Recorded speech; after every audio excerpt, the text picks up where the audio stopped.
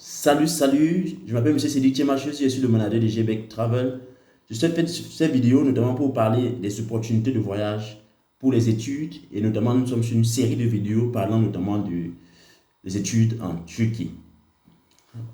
Dans cette vidéo notamment on va parler des procédures de visa pour la Turquie. Lorsque vous avez obtenu une lettre d'admission ou vous avez payé aussi vos frais d'admission aussi, des frais académiques, si l'université exige ou peut-être l'ambassade exige.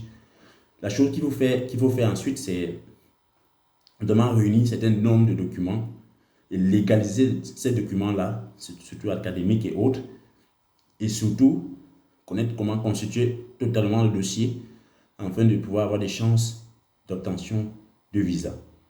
Donc la chose à faire, c'est premièrement avoir la lettre de l'université, payer les frais académiques s'il le faut, si c'est exigé par l'université ou l'ambassade.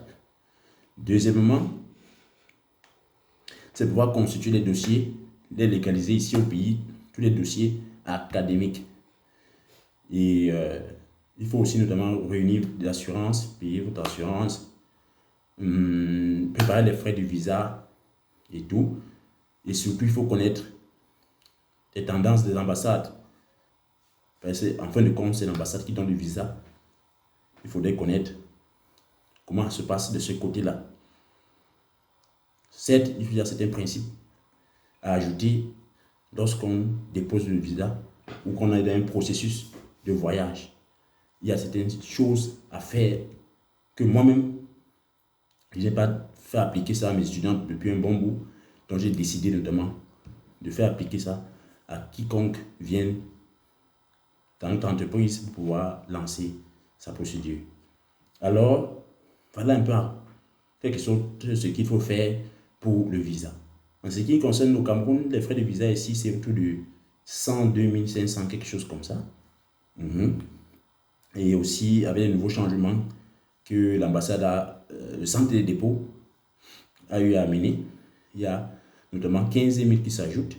Ces 15 000 là représentent notamment les frais de prise de rendez-vous.